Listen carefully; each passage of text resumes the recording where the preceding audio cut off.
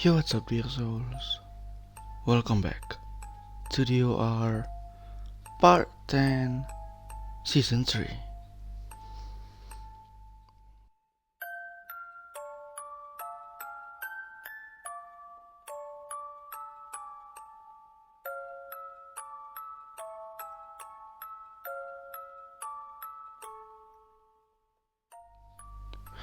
Oke, ini adalah topik paradoks pertama yang kita bakal bahas di channel ini. Dan ini bakal seru banget dari segala sisinya menurut gue. Kenapa Fermi paradoks? Ya karena gue mau aja. So, skip perbacotan and let's begin. Definisi dari Wikipedia, paradoks Fermi adalah kontradiksi antara perkiraan kemungkinan keberadaan peradaban ekstraterestrial yang tinggi dengan kurangnya bukti atau hubungan dengan peradaban semacam itu. Untuk yang belum tahu, peradaban ekstraterestrial adalah peradaban atau kehidupan yang tidak berasal dari bumi. Gue tahu yang pertama difikirkan kalian apaan? Alien kan? But that's true. Stephen Hawking pribadi mempercayai bahwa tidak mungkin kehidupan hanya ada di bumi. Dan gue juga percaya akan hal itu. Di alam semesta yang luas banget ini, planet ada miliaran, galaksi ada ribuan. Ya kali cuma kita-kita doang yang hidup. Oke lanjut, pada musim panas tahun 1950, Bapak bom atom bernama Enrico Fermi terlibat diskusi seru dengan fisikawan bernama Emil Konopinski, Edward Teller, dan Herbert York. Awalnya itu semua bermula dari sebuah kartun di majalah New Yorker yang memperlihatkan sosok alien sedang memungut sampah. Lalu Fermi pun bertanya, di mana mereka? Maksudnya si alien ini gitu. Nah, dari situlah muncul si paradoks Fermi ini. Simpelnya gini, lo percaya bahwa alien atau makhluk di luar bumi itu ada, tetapi di satu sisi lo nggak punya bukti akan hal itu. Susah kan? Puyeng kan lo? Buat kalian yang tidak mau diajak berpikir keras, gue beri waktu 5 detik untuk menutup video ini.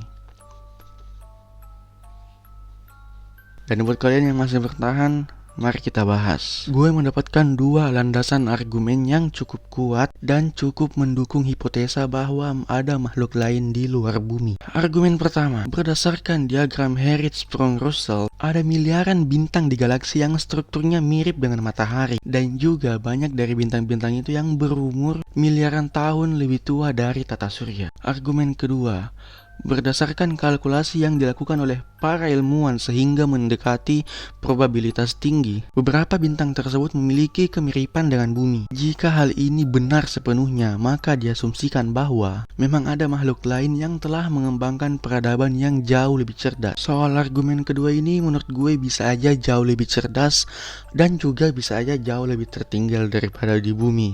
Atau dengan kata lain bodoh. Jika mereka yang ada di luar bumi jauh lebih cerdas, berarti mereka dengan mudah bisa menemukan kita dong. Karena kita aja udah bisa sampai ke bulan, apalagi mereka yang dikatakan jauh lebih cerdas daripada kita. Setidaknya mungkin COD di bulan kayak gitu. Tapi si Fermi ini pada dasarnya skeptis atau tidak percaya bahwa penjelajahan antar bintang dapat dilakukan.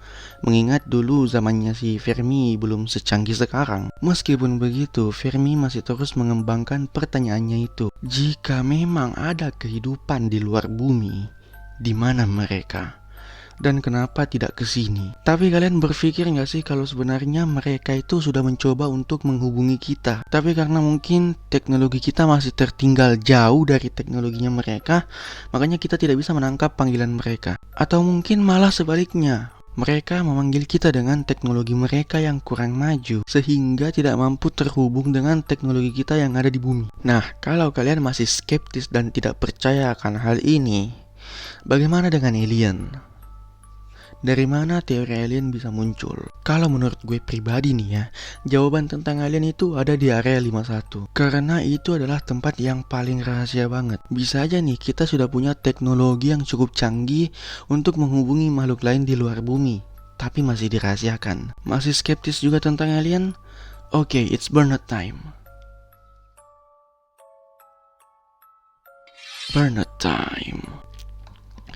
Kalau memang alien tidak ada, lantas video di samping ini apa? UFO, Yes, UFO. Tapi siapa yang ada di dalam UFO kalau bukan alien? Makhluk luar bumi? Atau mungkin manusia sendiri?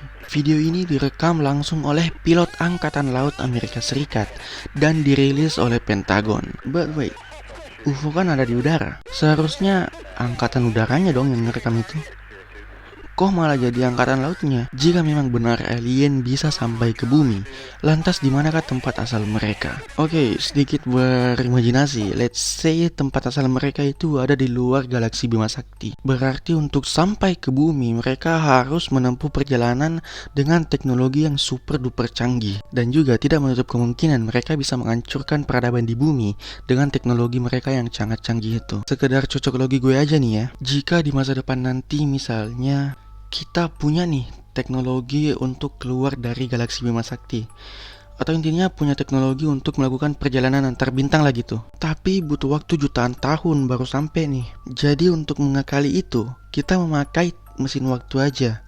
Jadi misalnya perjalanan kita yang tadinya 2 tahun, itu kita time travel ke 2 tahun ke depan supaya langsung sampai. Wow man, kalau memang itu benar-benar bisa terjadi di masa depan, orang-orang bisa jadi tidak takut lagi dengan yang namanya kiamat. Tapi cocok logi gue tadi itu berhubungan lagi dengan paradoks time travel. Makin ribet anjing. Anyway, kalau kalian punya cocok logi sendiri, atau bahkan menemukan fakta lain tentang paradoks Fermi ini, atau intinya yang berhubungan dengan makhluk luar bumi lah, you know what you have to do, right?